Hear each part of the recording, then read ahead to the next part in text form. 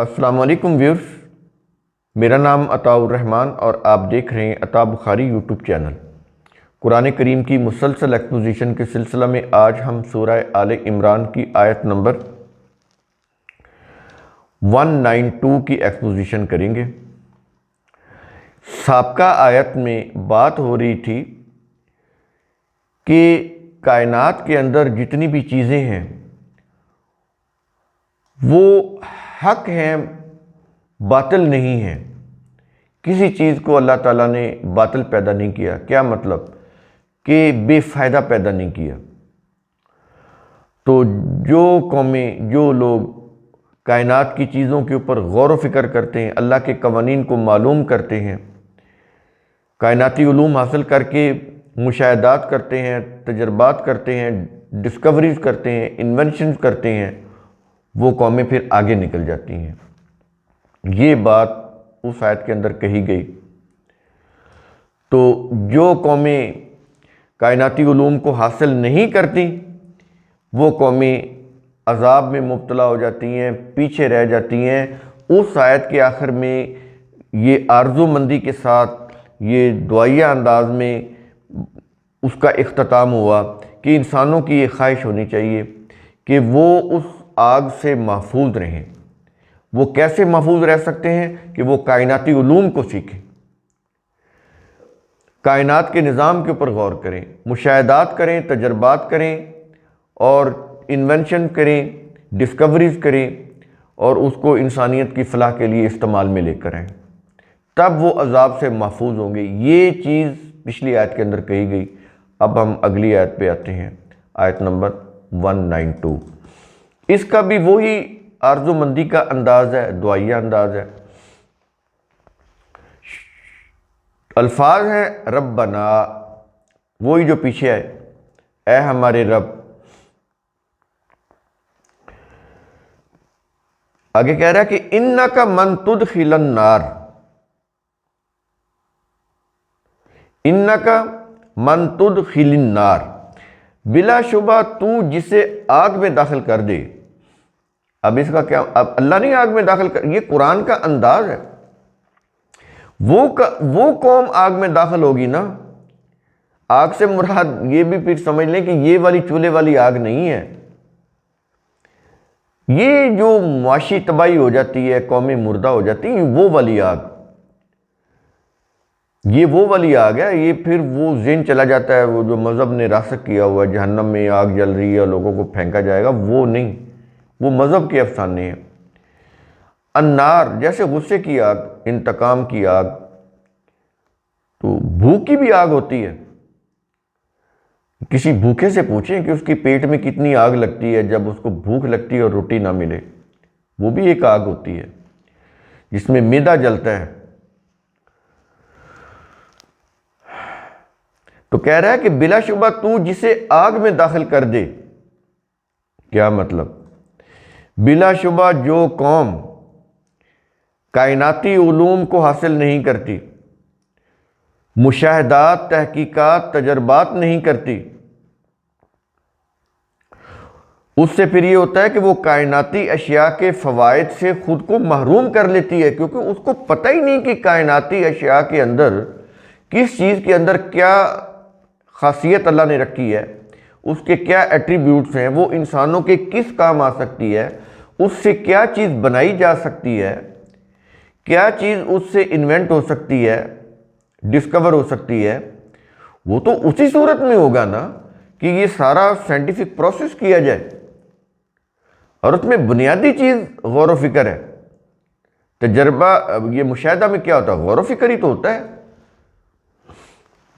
آگے پھر بات چلتی ہے تحقیقات اور پھر تجربات کے اوپر، پھر پریگمیٹک ٹیسٹ اور آگے پھر یہ ساری چیزیں ہوتی ہیں، پھر آگے ڈسکوری ہوتی ہے۔ لیکن بنیادی چیز تو غور و فکر ہی ہے نا، جس کی طرف بار بار قرآن توجہ دلا رہا ہے۔ تو کہتا ہے کہ اگر کوئی قوم یہ سائنٹیفک پروسیس نہیں کرے گی تو وہ خود کو ان نعمتوں سے محروم کر لے گی جو اللہ نے اس کائنات کے اندر رکھی ہیں، اور اس طرح وہ تیرے قانون کی روح سے محرومی کی آگ میں جھلس جاتی ہے۔ جھلستی ہے کہ نہیں جھلستی؟ آپ دیکھیں تو صحیح، جو قومیں سائنس کے میدان میں، ٹیکنالوجی کے میدان میں پیچھے ہیں ترقی یافتہ اقوام کی نسبت، کیا وہ محرومی کی آگ میں نہیں جھلس رہی؟ آپ دیکھیں تو صحیح، دنیا میں چلے پھریں، دیکھیں اب تو چلنے پھرنے کی بھی ضرورت نہیں ہے، یہ سوشل میڈیا کے ذریعے سے آپ پوری دنیا کی سیر کر سکتے ہیں۔ دیکھیں تو صحیح، جو ترقی یافتہ ممالک ہیں ان لوگوں کا لیونگ سٹینڈرڈ کیا ہے، اور یہ جو غریب ممالک ہیں ان لوگوں کا لیونگ سٹینڈرڈ کیا ہے۔ تو یہ ترقی یافتہ ممالک یا غریب ممالک یہ اللہ نے تو پیدا نہیں کیے۔ جو قومیں جنہوں نے اپنی انٹلیکٹ کو استعمال کیا، اولی الالباب ہوئیں، انہوں نے کائنات کی چیزوں کے اوپر مشاہدات کیے، تجربات کیے، سائنٹیفک اپروچ اپنائی، نیچرل فورسز کو سمجھا اور اس کو استعمال میں لے کر آئے، وہ آگے نکل گئے، رولنگ کرنے لگ گئے۔ اور جو قومیں مقدروں کا عقیدہ لے کے بیٹھی رہیں کہ ہمارے مقدر میں اللہ نے لکھا ہے، ہماری جو غربت ہے یہ ہمارے مقدر میں لکھی ہے، ہماری بیماری اللہ نے ہمارے مقدر میں لکھی ہے، وہ اللہ کو الزام دے رہی ہوتی ہیں، وہ دنیا میں ذلیل و خوار ہو جاتی ہیں۔ یہ ہوتا ہے، یہ عقیدہ تقدیر دیا اس لیے گیا ہے تاکہ قومیں آگے ہی نہ بڑھ سکیں۔ اور قرآن کریم کا جتنا بھی ترجمہ ہے، اس کی جو تفسیریں ہیں، تراجم ہیں، شروع سے لے کے آخر تک عقیدہ تقدیر کی روح سے کی گئی ہیں، جو قرآن کے بالکل خلاف۔ قرآن کے خلاف ہونے سے تو قرآن کا تو کچھ بگڑتا نہیں ہے، جس سے انسانیت تباہ ہو گئی کہ یہ اللہ نے بیماری لگائی ہے۔ ایک شخص جو اپنی کیئر نہیں کرتا، ہائیجینیکل لائف نہیں گزارتا، وہ اس کو جب بیماریاں اس کو لپیٹ لیتی ہیں، وہ بیماریوں میں مبتلا ہو جاتا ہے، تو وہ پھر یہ کہتا ہے کہ یہ بس جی اللہ نے ایسا ہی لکھا تھا۔ وہ اللہ نے نہیں لکھا ہوتا، انسانوں کی اپنی لاپرواہی کا نتیجہ ہوتا ہے، اپنی غفلت، اپنی غلطی کا نتیجہ ہوتا ہے، جس کی وجہ سے وہ مہلک بیماریوں میں مبتلا ہوتے ہیں۔ یہ مقدر میں نہیں لکھا ہوتا۔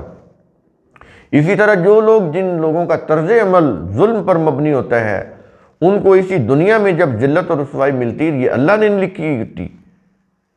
ان کو اپنے غلط انجام کا نتیجہ وہ بھگت رہے ہوتے ہیں، تباہ کن نتیجہ، اس سے وہ دوچار ہوتے ہیں، یہ اللہ نے نہیں لکھا ہوتا۔ تو اس کے بعد کہا جا رہا ہے فَقَدْ أَخْزَيْنَهُ، فَقَدْ أَخْزَيْتَهُ، تو یقیناً تو نے اسے رسوا کر دیا۔ یہ أَخْزَيْتَهُ، جو قوم بھی، جو فرد بھی اس طرح کی روش اختیار کرے گا، کائناتی علوم کو حاصل نہیں کرے گا، غور و فکر نہیں کرے گا، اللہ نے جو انسانوں کے لیے چیزیں اس دنیا میں کائنات میں پیدا کی ہیں، ان میں کوئی ایک بھی باطل نہیں ہے، اس کے اندر انسانوں کے فوائد ہیں، ان کو وہ معلوم نہیں کرے گا، عقل و بصیرت سے کام نہیں لے گا، تو اس کے متعلق کہا جا رہا ہے کہ یقیناً تو نے اسے رسوا کیا۔ یہ اللہ نے نہیں کیا، اللہ کے قانون مکافات عمل کی روح سے اس کا یہ رسوا کو نتیجہ مرتب ہوا۔ یہ اس طرح سے قرآن کریم جب تک آپ نہیں سمجھیں گے، آپ پھر وہی مقدروں والی چیزیں لے آئیں گے، کیونکہ تراجم اس طرح ہوئے پڑے ہیں، اور اس کے لیے بہت ضروری ہے کہ اللہ کا کانسیپٹ سمجھا جائے۔ اب لفظی ترجمہ تو یہی ہوگا کہ اللہ نے اس کو رسوا کیا، لیکن قرآن کا جو کنٹیکسٹ ہے اس کے اوپر جب آپ غور کریں تو آپ کو پتہ چلے گا اللہ نے رسوا نہیں کیا۔ جب انسانوں نے غفلت اختیار کی، لاپرواہی کی، غور و فکر نہیں کیا، عقل و بصیرت سے کام نہیں لیا، کائنات کے نظام کے اوپر، اس کی چیزوں کے اوپر غور و فکر نہیں کیا، ان چیزوں کا تجزیہ نہیں کیا، کائناتی علوم حاصل نہیں کیے، تجربات، مشاہدات نہیں کیے، تو اس سے اللہ کا جو قانون مکافات عمل ہے اس نے ان کے لیے رسوا کن عذاب کا نتیجہ مرتب کر دیا۔ یہ چیز ہے اس آیت کے اندر، فَقَدْ أَخْزَيْتَهُ، تو نے اسے رسوا کر دیا۔ کیا مطلب ہے؟ اس کے قانون مکافات عمل نے اس کو رسوا کر دیا، کیونکہ وہ نتیجہ مرتب کر رہا ہوتا ہے۔ اللہ کے قانون مکافات عمل کی روح سے وہ رسوا ہوئے۔ جو کوئی بھی یہ ایسی غلط روش اختیار کرے گا تو وہ رسوا ہوگا۔ کس کی روح سے؟ اللہ کے قانون مکافات عمل کی روح سے، کیونکہ وہ نتیجہ مرتب کر رہا ہوتا ہے۔ تیرے قانون مکافات کی روح سے وہ ذلت و خواری کی زندگی بسر کرتی ہے، یہ اس کے معنی بنتے ہیں۔ تو بات تو اللہ کے قانون مکافات کی ہے یہاں پر، یہ نہیں کہ اللہ خود اس کو ذلیل و رسوا کر دیتا ہے، ایسا نہیں ہے۔ اللہ کا قانون جو مانیٹر کر رہا ہوتا ہے، اس کی نظر میں ہر انسان کی ایک ایک حرکت وہ ریکارڈ مرتب کر رہا ہوتا ہے اور ساتھ نتیجہ بھی مرتب کر رہا ہوتا ہے۔ تو یہ ہے تیرے قانون مکافات کی روح سے وہ ذلت و خواری کی زندگی بسر کرتی ہے وہ قوم جو عقل و فکر سے کام نہیں لیتی، جو اللہ کو الزام ٹھہراتی رہتی ہے کہ میری مقدر میں اللہ نے یہ بیماری لکھ دی، یہ بد نصیبی لکھ دی، یہ بے روزگاری لکھ دی، یہ غربت لکھ دی، تو وہ اس دنیا میں پھر ذلیل و خوار ہوتی رہتی۔ جو قوم اسٹرگل کرتی ہے، عقل و فکر سے کام لیتی ہے، وہ آگے بڑھ جاتی ہے۔ اور آگے اس آیت کا اختتام ہو رہا ہے وَمَا لِلظَّالِمِينَ مِنْ انصار، اور ظالمین ایسی محروم اور ذلیل و خوار اقوام کے لیے، یعنی یہ جو ظالمین ہوتے ہیں یہ کون ہوتے ہیں؟